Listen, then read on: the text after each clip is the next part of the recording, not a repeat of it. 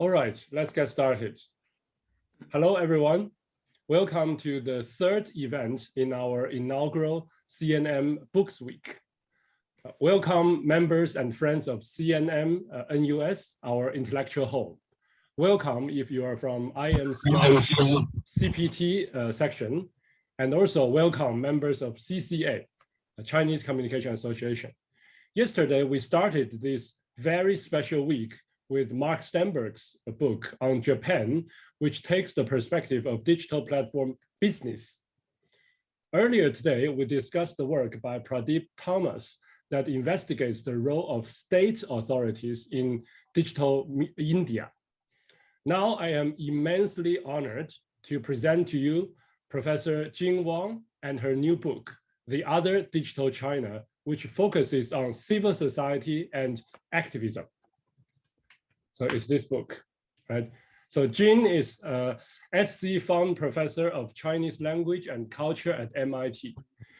She is the founder and director of MIT New Media Action Lab and serves as the founder and secretary general of NGO 2.0, a nonprofit specializing in ICT-powered activism in China. She is the author of several highly influential books: The Story of Stone, 1991, The High Culture Fever, 1996, and Brand New China, 2009, which has been translated into multiple languages: Japanese, Arabic, Chinese. Her new book that we focus on today is The Other Digital China, Nonconfrontational Activism on the Social Web, from Harvard University Press in 2019. I started to know Jing 2 decades ago when I was still a PhD student. I don't know whether Jing still remember, okay? We met at a CCA event organized by Professor Qin-Chuan Li in Minnesota. Since then, she and I have collaborated on many occasions, and she has been always so kind in helping to foster my scholarship. We organized a conference on IT and social responsibility when we also helped launch Creative Commons Hong Kong together. And we had collaborated in journal special issues on digital media activism, as well as on rural internet in China. Most importantly, I have learned from Jing over these years on how to become an activist scholar. While conducting participatory action research, Jing has shown me not only her persistence, patience, and thoroughness, but also her critical theoretical engagement, full of culturally sophisticated analysis. I always look up to Jing's work, also because she writes so beautifully with insights and inspirations. For this reason alone, I've always recommended my students and colleagues to read and buy her books, okay, including this new one, of course. So today we will ask Jing to use about 30 minutes to discuss her new book, its main findings and implications, and the writing process. Then my colleague, Dr. Weiyu Zhang, will provide a discussion for 10 to 15 minutes, okay, to be followed by open Q&A. Please feel free to type your questions and comments into the dialog box and share it with all participants. At the very end, we will take a group photo together with Jing. For that, we will need to ask everyone to use our official virtual background, okay, designed by our helper, Zichen, okay, and Changwen will share the file with you. So thank you, Changwen and our admin team for helping to plan this great event. Thanks everyone for coming, and let's put our hands together, at least virtually, for Professor Jing Wang. And now the Zoom floor is yours, Jing. Thank you, Jack, for the introduction. It's my pleasure to come here and share with you my civic work and to discuss my new book. I want to thank Professor Chu for the invitation. We all knew that China dominating the headlines recently, but it was mostly given a negative press. So what I'm going to do today is to deliver a more nuanced picture about China, especially Chinese activism, by providing an alternative framework for interpreting the Chinese state-society relations, which has been statistically portrayed in Western media as antagonistic by default. So at the end of my talk, I hope you will get closer to understanding the Chinese mindset and breaking yourself out of the dichotomous mode of white dichotomous mode of thinking about China. So I'm going to share my screen now. Oops. Hold on. It's at the bottom. If you click share screen. I've been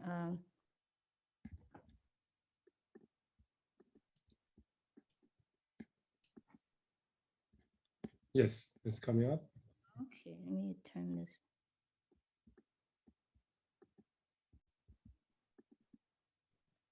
All right, so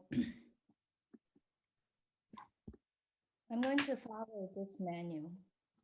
I'm going to introduce NGO 2.0 briefly and provide summary of the conceptual framework of non-confrontational activism, and then provide examples of social media activism staged on Weibo. And last, I'm going to highlight the millennials and Gen Z as change makers in the context of NGO 2.0's civic hackathon program.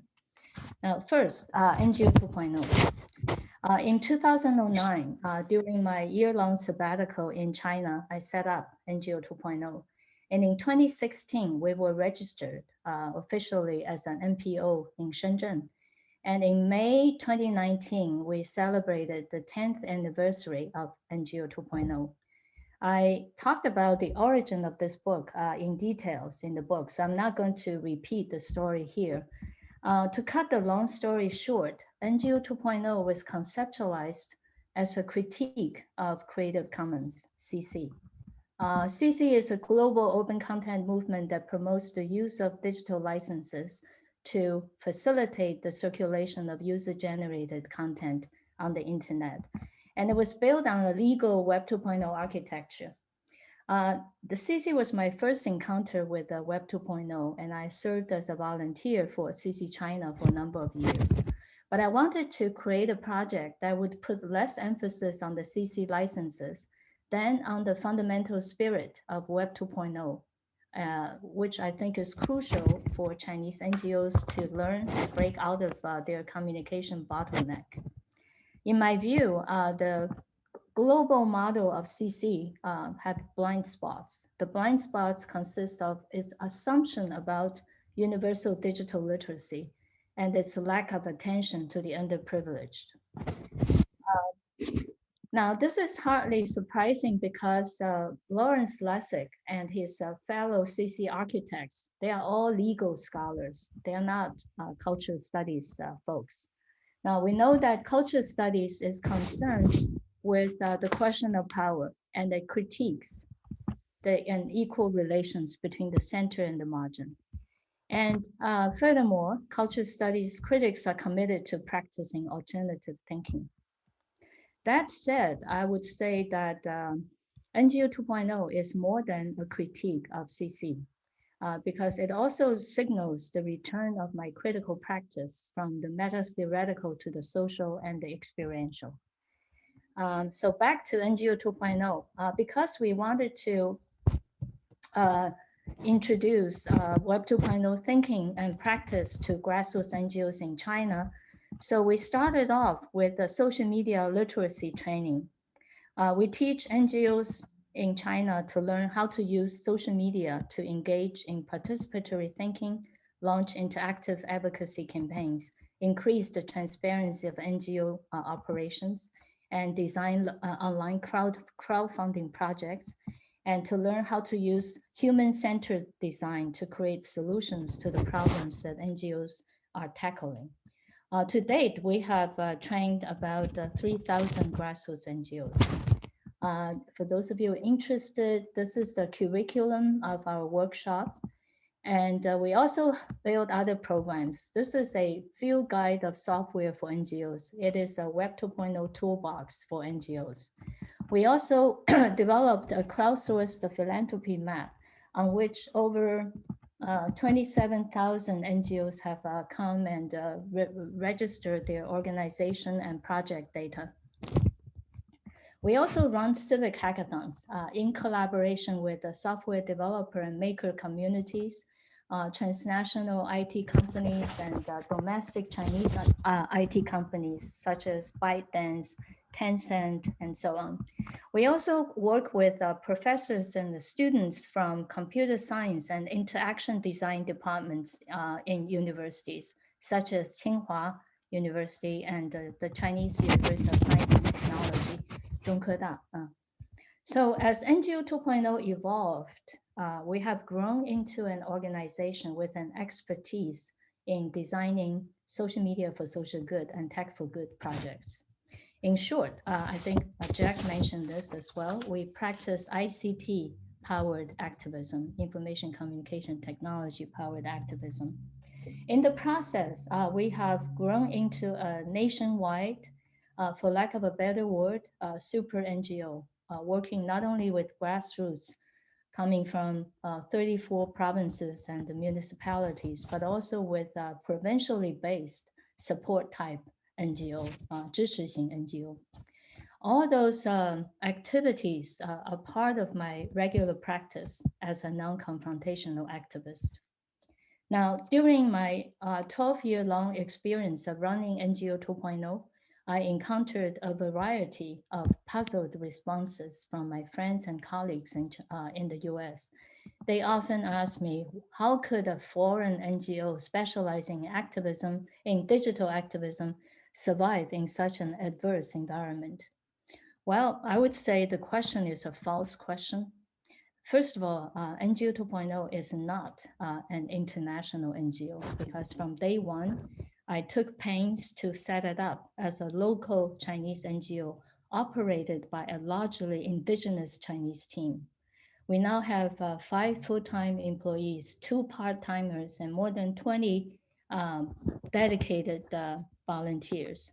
So the challenges at the core of our organization are no different from the challenges met by other grassroots NGOs in China. The question we should ask instead is this question: how have Chinese NGOs fared through the successive reigns of an authoritarian regime? Well, to fare well in China requires a different mindset and a different strategy. And that strategy is learning the art of restraint and following the centuries-old cultural logic of finding the middle ground, whereby missions, however difficult, will get accomplished. That means for Chinese activists, it means producing social good without throwing a street revolution or confronting the state openly and aggressively. Now, during the past 12 years, I want to just quickly summarizing my book. In the past 12 years, I was exposed bit by bit to a gradually unfolding, captivating picture of social media activism in China, in which multiple change makers from diverse sectors are leveraging the network effect of Web 2.0 to create incremental change in China.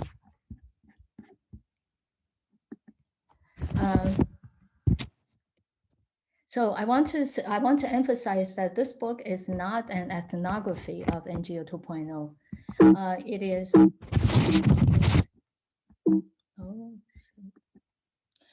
The book instead is devoted to ICT practices emerging from China's social sector, caught at a transformative moment, thanks partly to the arrival of Web 2.0 and its accompanying cyber utopianism, and partly to the Communist Party's commitment, alleged commitment to policies aimed at energizing the weak social sector.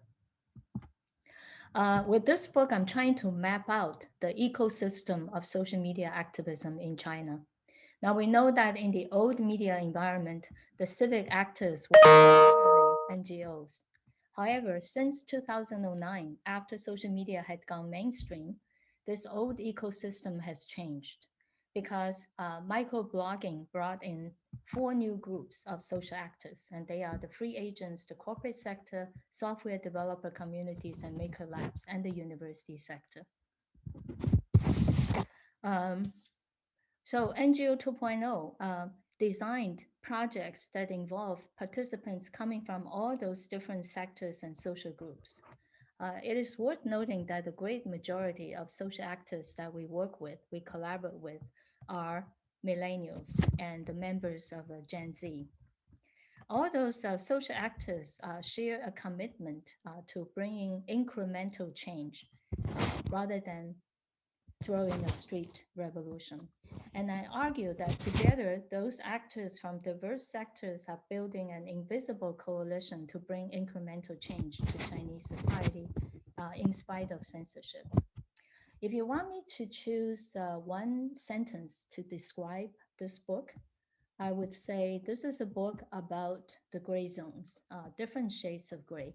And in the gray zones, Chinese activists practice non-contentious social actions. Now let's take a deeper dive into the keyword non-confrontational activism and ask what kind of politics it implies. And more importantly, how does this concept of non-confrontationalism challenge the mainstream Western liberal thinking about activism? Now, Chinese social actors that I named above don't fit squarely into the profile of activists prescribed in the Western liberal tradition. Because the Chinese change makers are walking around obstacles rather than breaking through them. They navigate tactfully between what is legal and what is illegitimate. All familiar with the Western paradigm that equates action with the resistance, social change with the revolution. And I think it is time that non-confrontational activism is conceptualized and fully documented with the case studies so that we can bring to the front burner a critical question, a question that I'm very concerned about, that is the agency of activists operating in authoritarian countries. Now, generally speaking, activists practicing non-confrontationalism are anonymous because their actions purposefully attract little attention. And I can't emphasize enough that one of the secrets for the success of NGO 2.0 is that as a founder and secretary general, I have kept a very low profile. So non-confrontational activists stay on the margins of history and they remain peripheral to academic discussions about social actions. Even though it prevails in all autocratic societies, where activists resort to other means of serving social good than openly rebelling and openly critiquing. In my book, I devoted a long section on the critical literature revolving around the concept of non-confrontationalism. Here, I want to single out one such book. That's James C. Scott's Weapons of the Weak, Everyday Forms of Peasant Resistance. He introduced the concept of invisible agents and their quiet and piecemeal tactics. He also gave credit to what he called calculated conformity. And the peasants in his book, they typically avoid direct confrontation with the authorities. But instead of condemning those peasants as complicitous or devoid of politics, Scott locates the sites of peasant actions in the micro, inconspicuous, everyday forms of foot dragging, false compliance, and feigned ignorance. His book represents a significant milestone in valorizing the powerless and the weak as political agents. Now, when we turn to a country like China and other illiberal societies where open resistance is an exception rather than the norm, we researchers are called upon to conceptualize beyond the dichotomous mode of thinking to solve a puzzle. The puzzle is, why are they exploited in those countries accept their situation as a normal? Are Chinese people fatalistic, complicitous, or paralyzed by fear? and cowardice. Well, certainly, shouldn't we have good reasons to believe that Chinese censorship has penetrated every corner of that society and that the Chinese censors have succeeded in manipulating public opinion successfully? Well, that is the conventional reading of the muted consensus of the Chinese population over maintaining the status quo. But that neat formulation relegated the entire population of China into the category of the brainwashed. Now, in reality, we know that Chinese people have more choices than being brainwashed or becoming martyrs. So what is missing, in my view, in the scholarly research on China is this massive middle ground in which conformity is often a self-conscious strategy, and that it might be possible for us to think of a continuum ranging from the free dialogue between equals, what Habermas called public sphere or ideal speech situation, all the way to the concentration camp. So what is understudied in the China field is this continuum of situations, or the middle ground, or the gray zones in which Chinese activists navigate day in and day out. With this, we all know that the favorite topic for digital China scholarship in the Western world is censorship, right? But with this book, I'm taking a different path because I think if we want to understand how everyday China actually works, then it is important that we go beyond the simple dichotomy of black and white and turn our gaze towards the gray. So you may say, oh, this sounds very abstract. What did I mean when I say Chinese activists navigating the gray zones? So let me take NGOs as an example and illustrate how NGOs function in a tightly controlled social space. Now, we know that NGOs, or to ask the question slightly differently, what's the relationship between Chinese NGOs and the state and the Chinese state?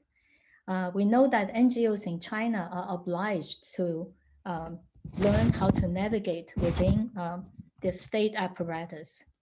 In fact, if you want me to choose 3 adjectives to describe Chinese NGOs, they would be semi-official, because most NGOs have to get registered to gain legitimacy. They are semi-popular. This refers to their self-identification. They are grassroots, right? And they operate semi-autonomously. Now, this still sounds very abstract. So I'm going to flesh this out by introducing a Chinese saying. Many of you have heard about this, 灯下黑, which means the most visible place, the most invisible place is the spot right underneath the light, or the safest place is the place of danger. What does that mean? That means under the surveillance of the party state, it's easier to carve out sleeping spaces within the planned space than create them outside the planned space. So here is the Chinese paradox. The closer the relationship of an NGO is to the state, the more autonomous it would become. I like to flesh this out further by sharing with you an anecdote. Now, in the late 1990s, I started a collaborative project with a Chinese professor at Peking University. And we wanted to hold an international conference on contemporary Chinese popular media and popular culture in Beijing. And we had difficulties of finding a safe venue because the word media was politically sensitive in China. So we solved the problem eventually by holding our conference at a state-run and state-managed hotel. We were able to do this because one of our participants knew the hotel manager. So there was no surveillance, no hostile questions asked, and the conference went on very smoothly. So that is a good example of what I meant by the most invisible place is the spot right underneath the light, and the safest place is the place of danger.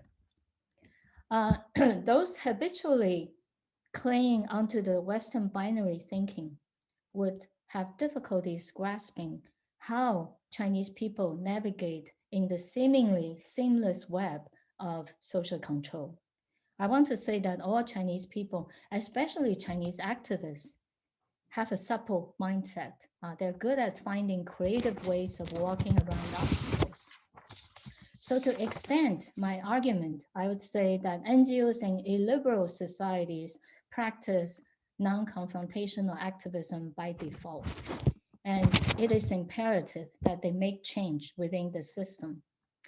To tease out this paradox even further, I would like to give you a quote from Anthony Sage. Now, Anthony Sage was a former chief of Ford Foundation in Beijing. He's now teaching at Harvard Fairbanks Center. He said Chinese NGOs' voluntary subordination to the existing state structure should be viewed not as a measure of expediency, but a strategic move to enhance their ability to manipulate the official and the semi-official institutions for their own advantage, which means making more impact on society and gaining a louder voice in policy-making discussions than if they were to remain autonomous. And I would add, and risk being crushed by the authorities immediately. So herein lies the fundamental difference between Western NGOs and their Chinese counterpart. I need to point out another difference, okay, between Western civil society and the Chinese civil society. Western civil society came into existence as a result of the agitating growth of the social. Chinese civil society could only flourish as a result of the voluntary retreat of the state from society. This retreat of the state from society has been a gradual and measured process. Now, there is no doubt that the gray zones in China were much bigger in size under Wen Jiabao and Hu Jintao's regime than under the current regime. However, I would say there will always be a gray zone for Chinese activists. That will never disappear. When a politically sensitive issue occurred to endanger an NGO, that NGO's will and its ability, its willingness to negotiate with the local authorities out of its dilemma is crucial for its survival. So dialoguing with the censors is a required skill for NGOs. Now, keeping in mind the non-confrontational ethos, I want to move on to give you some examples of social media activism staged on Weibo. And I'm going to first define what is Activism 2.0. It refers to social actions triggered through peer-to-peer networking between weak ties. And furthermore, those social actions are mobilized via viral communications to create online support communities at scale. I picked 4 examples to share. My first example is shaved head action. Now, in the mid-2000s, this guy, Guangzhou-based activist Peng Yanhui, wrote a web blog calling for 1,000 fellow netizens to shave their heads as a symbolic gesture to stop the city's night illumination project on the Pearl River, which would cost the Guangzhou city, Guangzhou residents 150 million yuan without much justification. So Peng Yanhui posted the photos of himself before the shave and after the shave on Weibo. And in 20 hours, he attracted 4,000 retweets and recruited more than 20 people to follow his example and shave their heads, including a young woman and a few children. Now, what does shaving one's head have anything to do with energy conservation? Well, Peng Yanhui argued mockingly that 1,000 shaved heads could generate enough brightness to light up the Pearl River and render the lavish city project unnecessary. So we know that every joke is a tiny revolution because it upsets the established order. And Peng Yanhui's Weibo post went viral precisely because protests triggered by humor, humor is a form of non-confrontationalism, camouflaged the agitators and dumbfounded the censors. So under the pressure of media exposure and extreme public outcry, the Guangzhou city government gave in. They trimmed down the original budget of night illumination by 4/5, which was significant. My second example was launched by an LGBTQ community. When Iceland's Prime Minister Johanna and her lesbian partner were paying a state visit to China, the NGO Supporter for Gay Love started strategizing ways of using social media to promote the social acceptance of homosexuality. Now, before and during and after the Prime Minister's visit, her lesbian wife were removed from all state media, all mainstream media.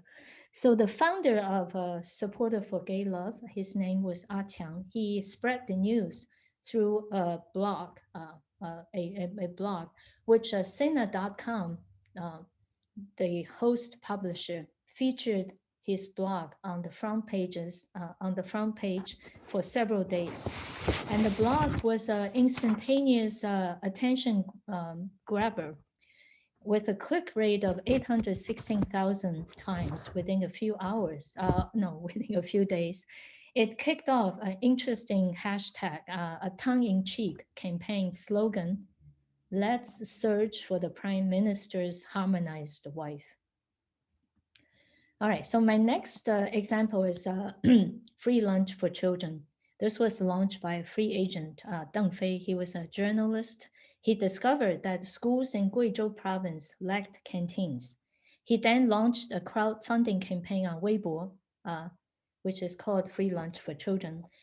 He mobilized hundreds and millions of Chinese netizens to participate in the campaign by donating only 1 yuan. And he used the funds raised to feed 80,000 children per day in more than 300 schools spread over central China and West China. The network effect of that campaign forced the government's hand to respond in kind. So soon after, China's State Council rolled out the policy which allocated 16 billion yuan per year to improve the nutrition of rural students. By early 2015, 32 million children in 1,300 counties have benefited from the government subsidy program. And this case shows that micro charity, 1 kuai, right, 1 yuan per person, how micro charity can actually lead to successful advocacy. But I call this shadow advocacy because Deng Fei and his supporters were not consciously engaged in policy advocacy. This example also illustrates, it's also a case of Renhai Zhanshu, Chinese style, human see military tactics. And the message is, beware, the crowd has spoken. Can the government please pay attention? My next example was is environmental activism. Now, the arrival of Web 2.0 made environmental advocacy much easier and more and faster. Since 2009, there has been an increasing number of air monitoring, soil monitoring, metal, water testing campaigns, galvanizing citizen participation that has taken root on Weibo. My example is Green Beagle. This NGO launched a PM 2.0, PM 2.5 air monitoring campaign by loaning air monitoring equipment to local residents who then reported their findings on Weibo. Green Beagle also integrated a fundraising initiative into their multi-city advocacy campaign. And the goal was to mobilize 1,000 donors per city, requesting 25 yuan per person to purchase air monitoring equipment for each city. Now, Beijing, Shanghai, Guangzhou, and Guangzhou have all reached their goals. True to the spirit of Web 2.0, the original Beijing-initiated campaign was soon decentralized into multiple local campaigns, with netizens all over China responding to the call by setting up their own city-named Weibo hashtags. For example, Wuhan PM 2.0 air monitoring, or Wenzhou PM 2.5 air monitoring, and so on. All those campaigns were created with the purpose of bringing incremental change in non-contentious and measured ways. Now, to those of you who are curious about the extent to which non-confrontational activists can affect policy making, the shaved head action and the Deng Fei's free lunch for children illustrate how non-confrontational activism could lead to successful policy advocacy. I also want to remind us, and this is a question constantly raised by my students. Since the last decade, it has become a habitual practice for the representatives of Chinese National People's Congress to shop for policy advocacy proposals generated at the grassroots level. Many of them routinely turn to NGOs for advocacy ideas. Okay, so that's that. And now we are coming to the last item on the menu. I mentioned earlier that my book, The Other Digital China, features change makers coming from different sectors and different social groups. But keeping in mind my audience today, I purposefully choose one group to highlight. Students that are made up of not only millennials, but also Gen Z. And in the remainder of my talk, I want to showcase how we collaborate, how NGO 2.0 collaborates with the post-1980s, post-1990s, and the post-2000s generations through our Civic Hackathon program. Okay. Let's first take a look at the millennials' capacity for change making. So what are the specific social capacities that Chinese millennials take on that enable us to conceptualize them as change makers? Well, they serve as volunteers, online donors, internet agents, virtual spectators of contentious online incidents. They are also regular participants of civic hackathons. The mindset of the millennials can be summarized as follows. They think that something fun and cool can generate social good. So they're good at producing and consuming a Web 2.0 style micro-civic engagement.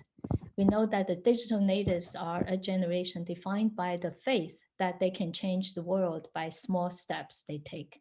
One timely donation online, one voluntary activity, sending a virtual smile or a virtual leave at a time. So that's the millennial mindset. What about Gen Z? Gen Z is not a homogeneous group, but this survey, the statistic shows us that 16% of them are considered authentic activists.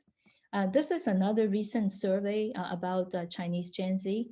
The post-2000s attach great significance to issues such as public welfare and environmental protection. And they put social construction and people's livelihood construction above economic development. And 74% of the Gen Z interviewed, surveyed, said China should prioritize investment in well-being and public health rather than blindly pursuing better GDPs. Let's come back to the civic hackathons. First of all, the quick definition of hackathon. It is a hack day, hack fest, or code fest in which programmers work together with graphic designers and project managers and domain experts to collaborate intensively on software projects. Hackathons typically last for 24 hours or 48 hours. Now, if we throw NGOs into the hackathons, we got civic hackathons. We collaborate through the hackathon program. We collaborate with makers and techies, students, professors working on media, communication, material science, architecture, bioecology, design thinking, and public art. We work together to solve problems brought to us by NGOs operating in rural parts of China. Let me share with you one example.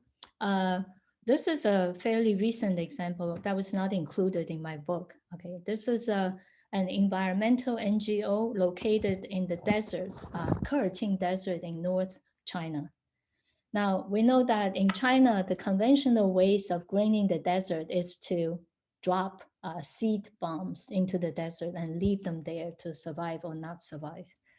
But instead of planting trees in the desert, this NGO choose to use a different method. They hemmed in a sandy area and build a fence around it to ward off intruding animals and intruding humans to let the land recover by itself. And this Google satellite image shows that their experiment was very successful. So they came to us, this NGO came to NGO 2.0 with a communication need. They wanted more people in China to learn about their unique method of greening the desert. So with this need that they voiced, we held a hackathon and we produced 4 different solutions to their communication needs. I'm going to share with you just two solutions. And I participated in this team. Well, in this team, we resorted to the concept of earth art, working with artists to design earth shapes that look interesting, that look cool, because interesting earth art is communication intensive by itself.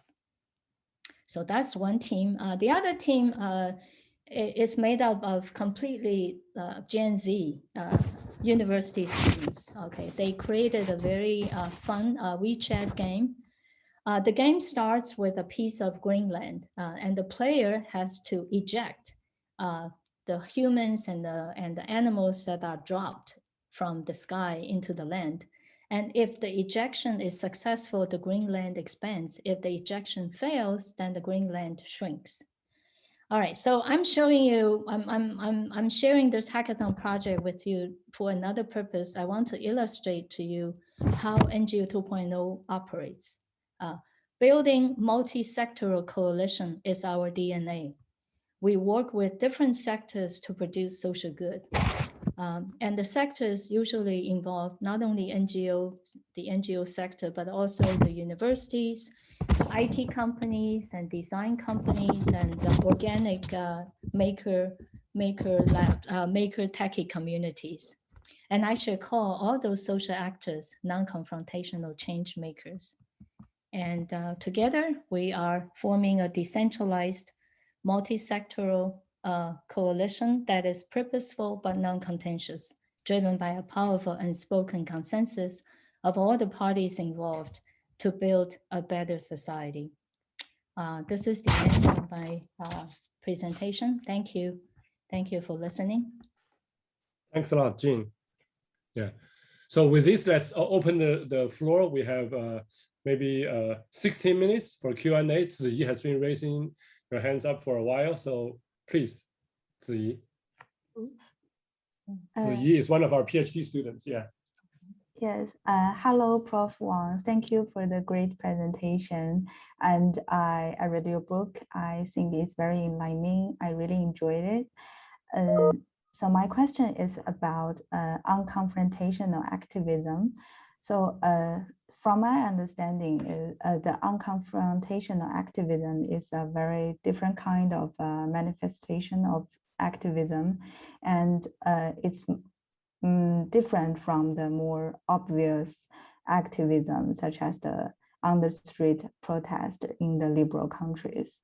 But I also confused about this concept because thinking about the 4 cases you mentioned in the presentation, I think those kind of unconfrontational activism are also commonly seen in the Western countries. So my question is how to understand unconfrontational activism in China as a theoretical concept and how it's different from the mainstream activism in the West. Thank you. Okay, great, thank you.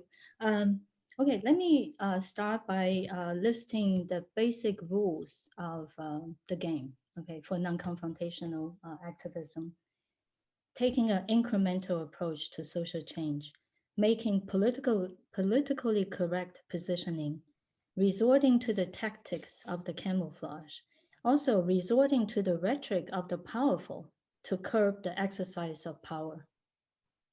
By framing and legitimizing our actions by employing state laws, official policy discourse, government commitments, and state propaganda, with the purpose of hamstring concerned party elites for support and collaboration. So among the rules that I just listed,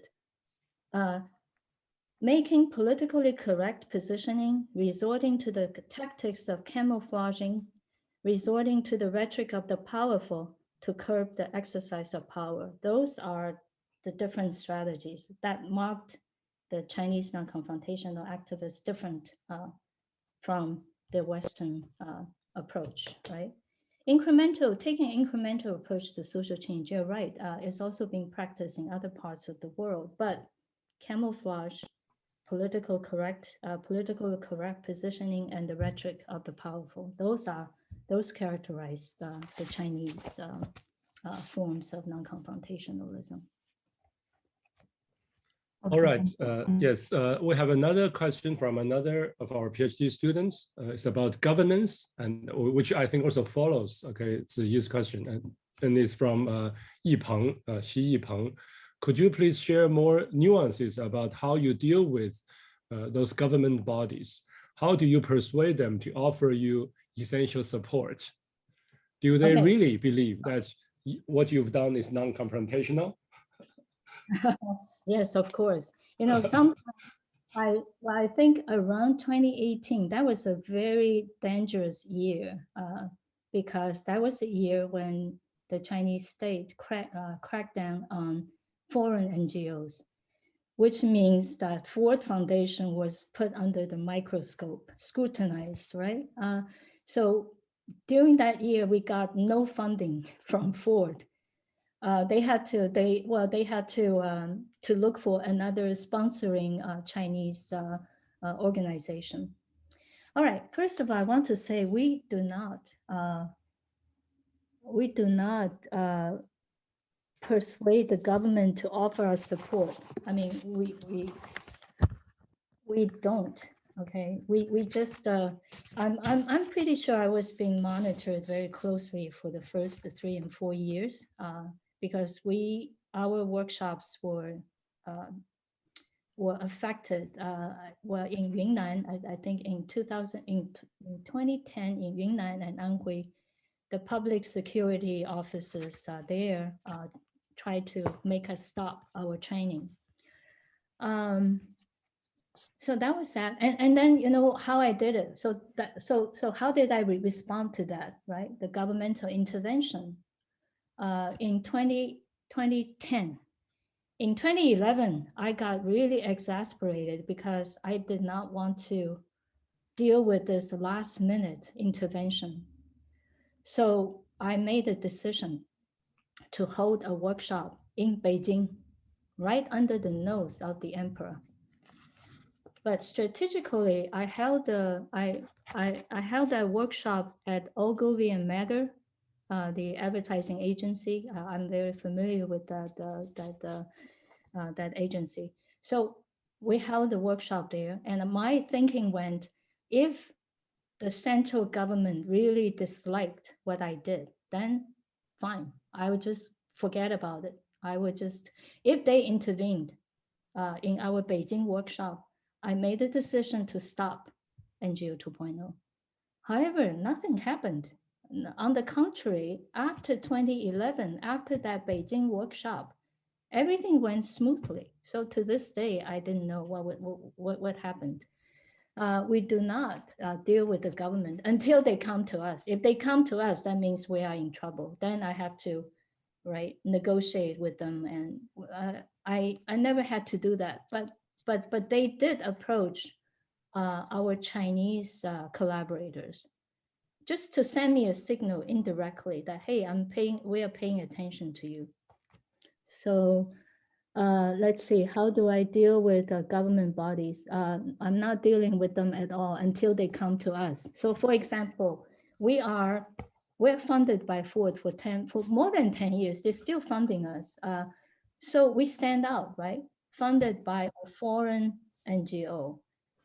So every year, the Shenzhen, because we're registered in Shenzhen, the Shenzhen civil affairs representatives would contact us. They would want us to know what we are doing. So then we would just tell them what we are doing. That's it. I don't have to deal with them. Yeah, so let me just jump in here very quickly, because I think Yipeng has an assumption that NGO 2.0 need to get resources from the government. It's actually the reverse. Okay, when it comes to MFA, 民政部, okay, I think Ford Foundation actually would help 民政部, MFA officials to train them how to use social media, okay, and send them. So that's the reverse, really, at least until 2018, that crucial year for Ford Foundation. Why is that the case? Because Ford Foundation money is actually going through the Chinese government, okay, through the Chinese Academy of Social Science. Okay, so it's half a level above all the universities. Okay, so it's actually the very, and also if you know the government, this book talk more about Ministry of Civil Affairs. It's very different. When we talk about Chinese government, usually in the media we talk about the police, okay, the PLA. But the MFA is the people I have dealt with in the past. They're literally like NGO people, all right?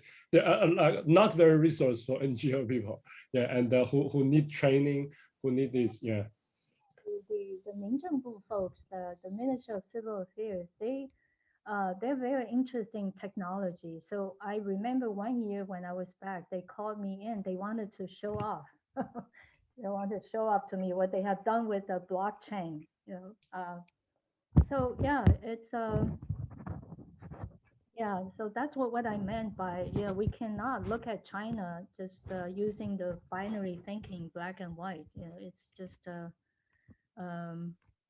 yeah. Okay, let's see. Okay, let's get to the next question from another.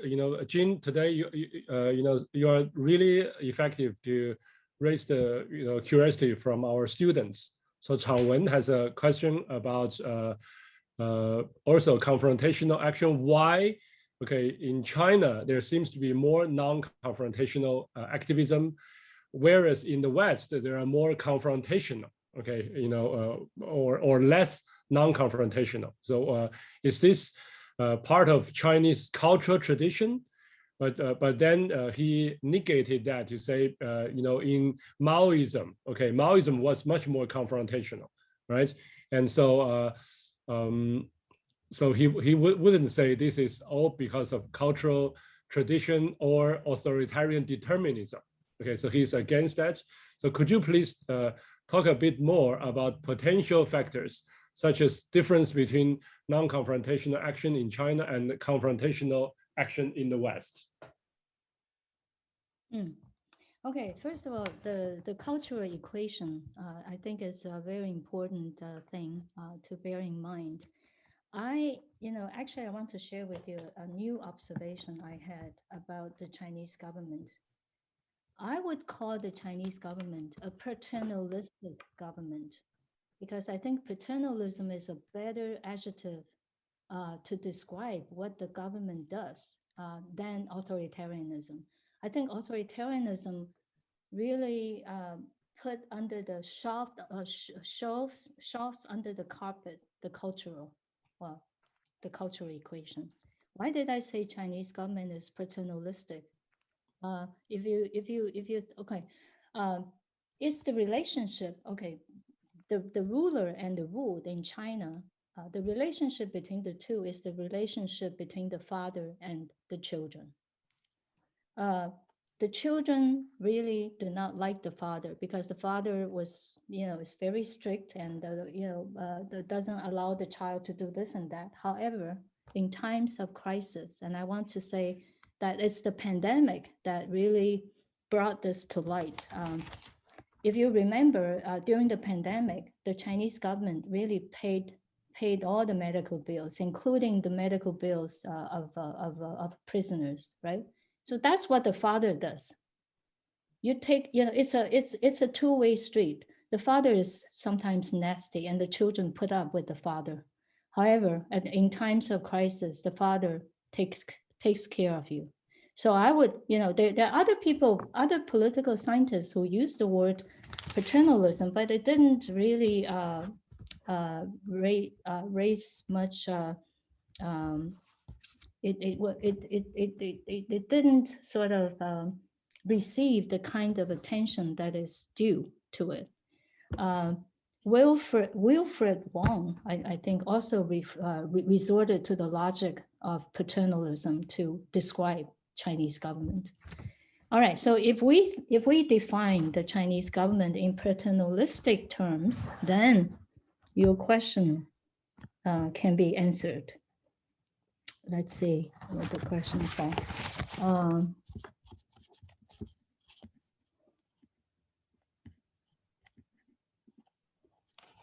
Why are there more non-confrontation action? Well, actually, I think not.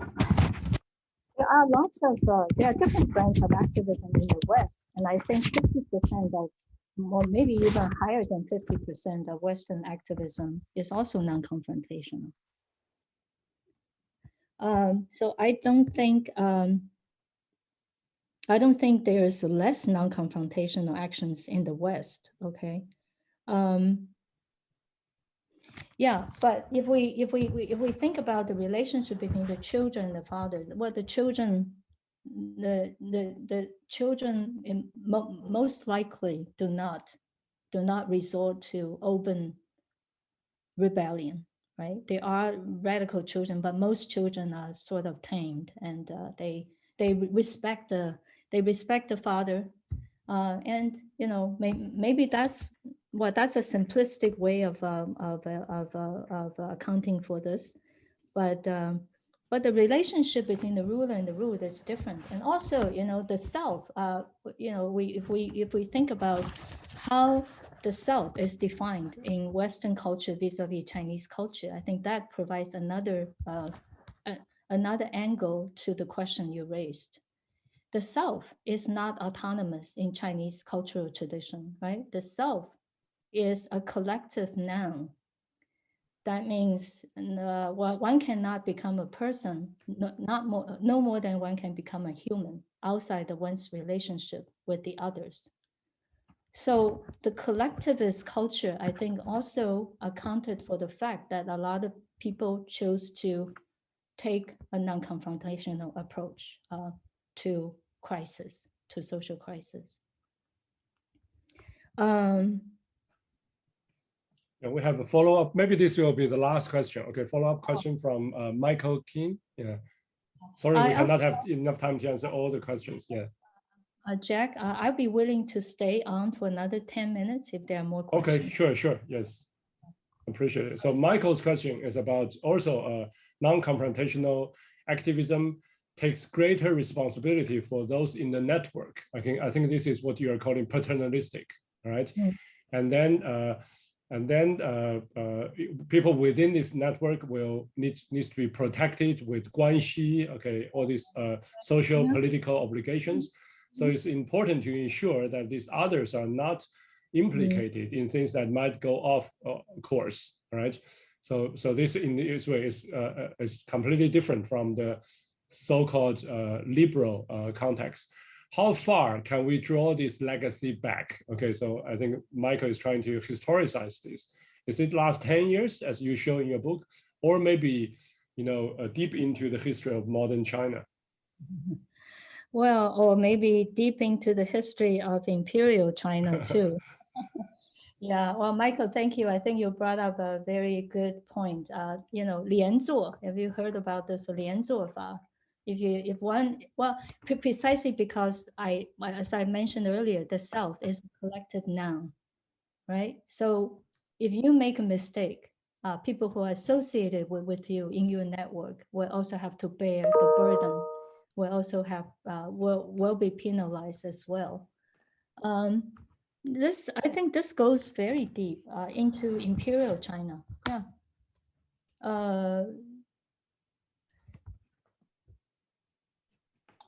I was going to add imperial China, but I didn't want to sort of essentialize too much. But I was thinking that because I've been watching a lot of Chinese television serials lately about, you know, about the first emperor, and you can read that right back as far as you want to go. Are you not sure? Like imperial China is still now Huh? Pardon me? I said when I was watching some Chinese news, I thought we are still in Imperial China. Well, China hasn't changed much. I think the disruption of Mao was passing, right? It was passé already. It's too bad for Mao. I think he would be turning his grave if he knew what he did. Really, just disappeared. Well, things have not changed that much, I would say. So Guanxi, I was constantly worried about my collaborators in China, right? I don't, well, because I live in the States, they are in China. I don't want anything to happen to them because of my doing. Yeah, So okay, Chen Yi has a follow-up question about also non-confrontational activism. Okay, Chen Yi is wondering who defines non-confrontational in practice, from the perspective of the authority or from the perspective of activists. Okay, from the essence of activism, it has something to do with rethinking the policy by the state, and the authority usually does not draw a clear line. Okay, in Hong Kong, people always talk about 搬龙门. Okay, so it's the red line keeps changing, right? Yeah, right. I would say that's the core skill. The core skill of non-confrontational activists consists of their sensitivity, our sensitivity to the policy wind, right, of the moment. And we have to be really mindful of the fluctuating list of terms and concepts that are falling in and out of the favor of the regime. So it's another intuitive task. The definition came from the activists themselves, non-confrontational, right? Sometimes, I haven't seen that. You think that you are practicing non-confrontational activism, but the government thought that your action is confrontational. So that could happen, but I haven't seen that occurring. If that happens, well, as I said earlier, negotiating with the local government. If you refuse to communicate with them, then you are done. But there's always that cushion. You can raise objections, you can negotiate, and so on. So it's not like it's not like the Chinese government don't like you. Well, doesn't like you, then they just beat you to death. No, that never happens. They would first come to you. They want an explanation. They want a conversation. I do want to say that, okay, that the philanthropy law, I didn't have much time to discuss it today. The philanthropy law really kicked off the revamping of the social sector. And I really want to draw an analogy between economic reform and the ongoing social reform. If the opening up of planned economy in the past 30 years serves as any indication, then the unfolding of China's social reform will follow a similar path characterized by an incremental and voluntary devolution of the power from the state to social agents. 30 years ago, it was the social agents were entrepreneurs, right? But now, today, the social agents are NGOs and other civic organizations. Let's compare the two trending slogans. The trending slogan for the ongoing social reform is separation of government and society. 正社分开. Compare that to the previous trending slogan that kicked off the economic reform. That slogan was the separation of government and enterprise. So the analogy is evident. So let's wait and see 30 years from now whether the voluntary retreat of the state from society would occur just as the voluntary retreat from business, from the economy took place 30 years ago. And the philanthropy law, I think, was a very, very important document that paved the way for the incremental and voluntary retreat of the state. Of course, there is a prerequisite, you cannot engage in confrontational actions. If you are restrained enough to make sure that your change agenda does not effect changes overnight too quickly to alleviate the anxieties of the state, then you are fine. Otherwise, why, how is Chinese society progresses to this day? Never underestimate policies in China. Yeah, when I was still in Hong Kong, we had I cannot count so many discussion about the philanthropy law. Okay, and the majority people, and myself included, would interpret it in a more pessimistic,